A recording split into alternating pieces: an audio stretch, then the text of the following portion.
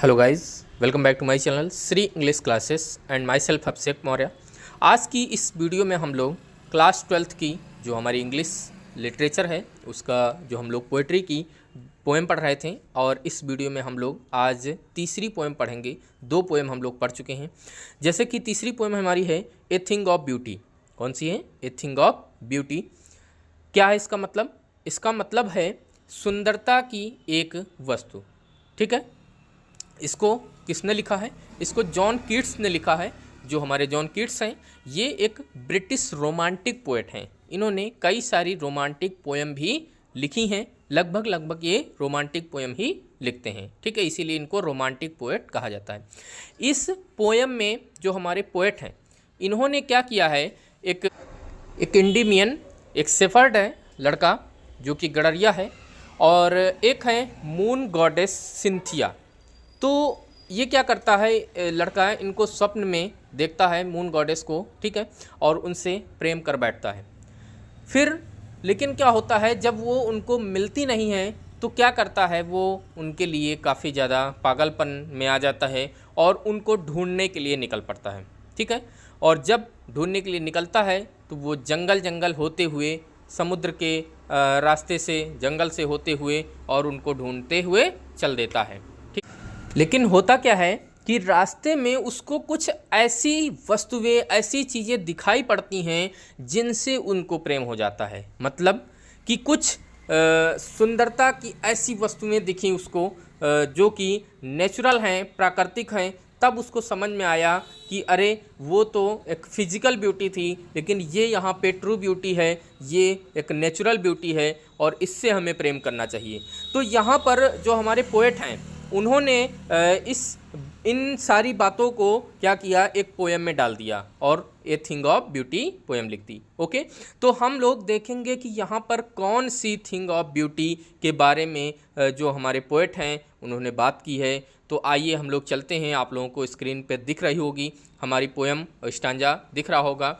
तो आइए हम पहले एक बार रीड कर देते हैं। जैसा कि क्या लिखा हुआ है, a thing of beauty is a joy for ever, its loveliness increases, it will never pass into nothingness, but will keep a bower quiet for us, and a sleep full of sweet dreams and health and quiet breathing। ठीक है, ये इतना हो गया। तो अब हम लोग क्या करेंगे, इसकी हिंदी जानेंगे कि आखिरकार इसमें पोएम में पोएट ने क्या कहा है। पोएट ने कहा है कि ए थिंग ऑफ ब्यूटी, एक सुंदरता की जो वस्तु होती है, जो प्रकृति में जो कुछ सुंदर वस्तुएं हैं, is a joy for ever, वो हमेशा क्या करती है, आनंद प्रदान करती है, आनंद देती है। ठीक है, इट्स लवलीनेस इंक्रीजेज, और इसकी जो सुंदरता है या इसका जो आकर्षण है वो क्या होता है, वो बढ़ता रहता है, वो बढ़ता रहता है। It will never pass into nothingness, और ये कभी भी शून्य नहीं होती है। ठीक है, समाप्त नहीं होगी, ये शून्य नहीं होगी, तुच्छ नहीं होगी। But will keep a बोवर quiet for us, लेकिन ये क्या करेगी, ए बोवर एक छाया प्रदान करती है, यह करेगी। क्वाइट फॉर अस, शांत, हमारे लिए शांति में एक छाया प्रदान करती है। एंड अ स्लीप, और उस छाया में, जैसे आप जानते हैं, सुबह सुबह निकलिए मॉर्निंग वॉक पे, और जो पेड़ होते हैं उनकी छाया में नीचे बैठिए, और उसमें जब आप अगर सो जाइए तो एक शांति मिलती है। और वहाँ फुल ऑफ ड्रीम्स, जब हम लोग वहाँ स्वप्नों में भर जाते हैं, स्वप्न में खो जाते हैं, तो and health and quite breathing, वहाँ पे शांत में हम लोग जैसे व्यायाम करते हैं, ठीक है, और मतलब योगा वगैरह करते हैं जैसे, तो वहाँ हमारा जो स्वास्थ्य है वो बिल्कुल हेल्थ बहुत ही अच्छी होती है, और हम लोग वहाँ पे शांति में सांस ले सकते हैं। क्लियर, समझ में आ गया होगा आप लोग। चलिए आगे देखते हैं।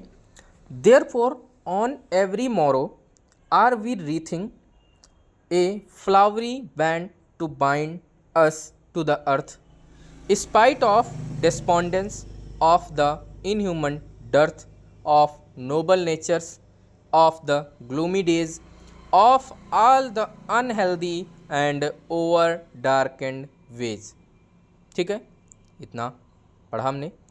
इसकी हिंदी समझेंगे।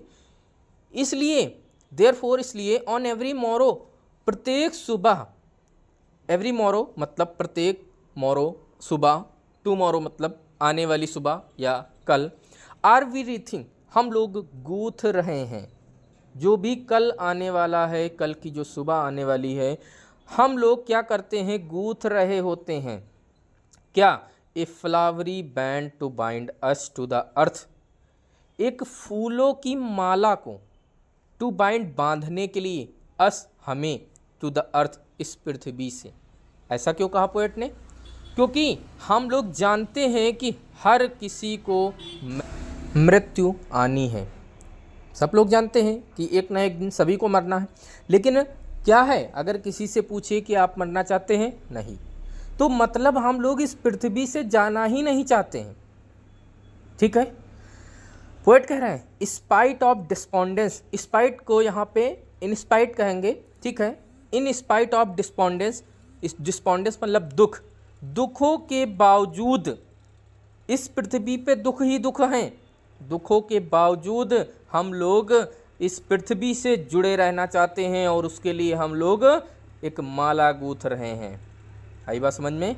ऑफ द इनह्यूमन डर्थ, कुछ अमानवीय लोग हैं, डर्थ मतलब लैक, कमी, कुछ अमानवीय लोग हैं जिनमें ऑफ नोबल नेचर्स, श्रेष्ठ गुणों की कमी है।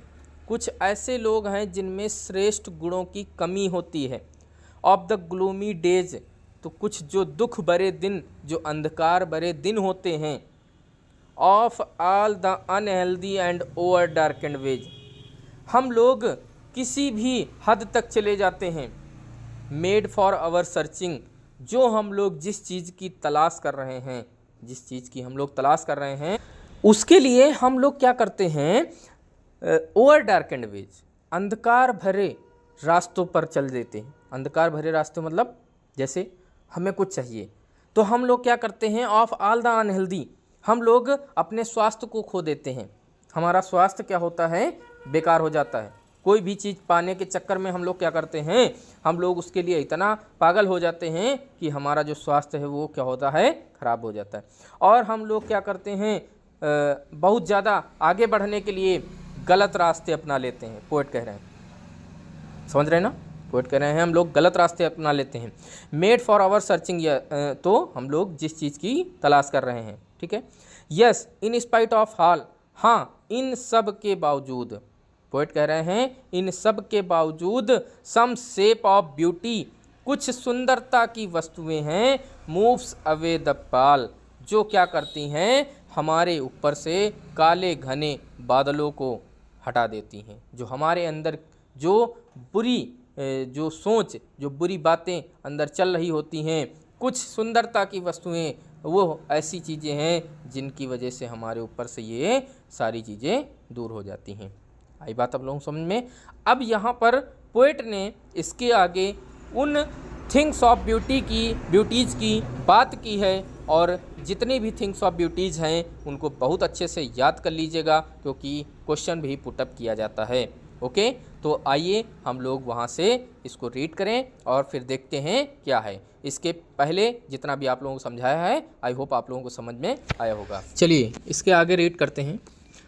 सच the sun the moon trees old and young sprouting a shady boon for simple sheep, and such are daffodils with the green world they live in, and clear rills that for themselves a cooling covered make. Okay, तो यहाँ पर जो हमारे poet हैं, poet ने 7 beauties का नाम लिया है और उसके बारे में बात की है। जैसे कौन कौन सी हैं, सच द सन बताया है इन्होंने कि सूर्य हो गया, द मून चंद्रमा, ट्रीज ओल्ड एंड यंग जो पेड़ होते हैं, नए पुराने पेड़ होते हैं जो, ठीक है। तो पहली ब्यूटी सन, दूसरी मून हो गई, तीसरी जो हमारे ट्रीज हो गए पेड़, ठीक है। तो जो कि ये जो पेड़ हैं ये क्या करते हैं, स्प्राउटिंग अ सैडी बून, ये छाया के रूप में आशीर्वाद देते हैं, सभी लोग जानते हैं भाई, ठीक है। फॉर सिंपल शीप, किसके लिए, शीप मतलब भेड़ होता है, सिंपल साधारण, एक साधारण सी भेड़ के लिए। तो यहाँ पर साधारण सी भेड़ किसको कहा है? पोएट ने व्यक्ति को कहा है। जो साधारण से व्यक्ति होते हैं उनके लिए ये जो पेड़ होते हैं ये आशीर्वाद के रूप में छाया प्रदान करते हैं। ठीक है, फिर आगे देखते हैं। एंड सच आर डैफोडिल्स, और इसी प्रकार कुछ फूल हैं, डैफोडिल के फ्लावर होते हैं, आप लोगों को दिख रहे होंगे।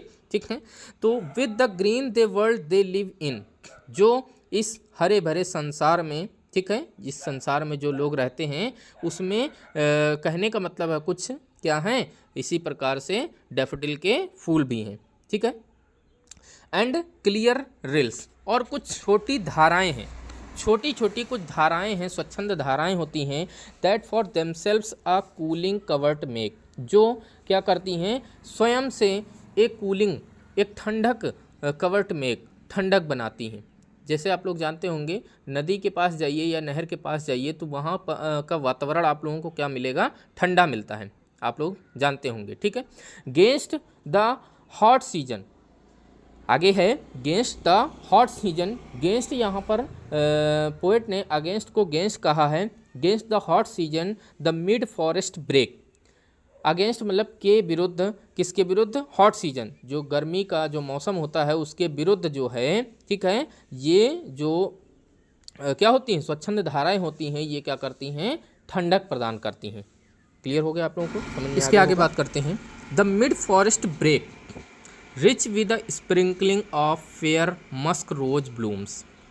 अगली जो ट्रू ब्यूटी, जो ब्यूटी का नाम लिया है इन्होंने, वो कौन सी है? मस्क रोज ब्लूम्स हैं। ये कौन होते हैं? ये कस्तूरी, जो कस्तूरी गुलाब होते हैं, उनकी बात किया है इन्होंने। तो बीच जंगल में जो झाड़ियाँ होती हैं वहाँ पर लगे हुए जो कस्तूरी के जो गुलाब होते हैं, कस्तूरी गुलाब होते हैं, उनकी सुगंध आसपास बिखरी रहती है।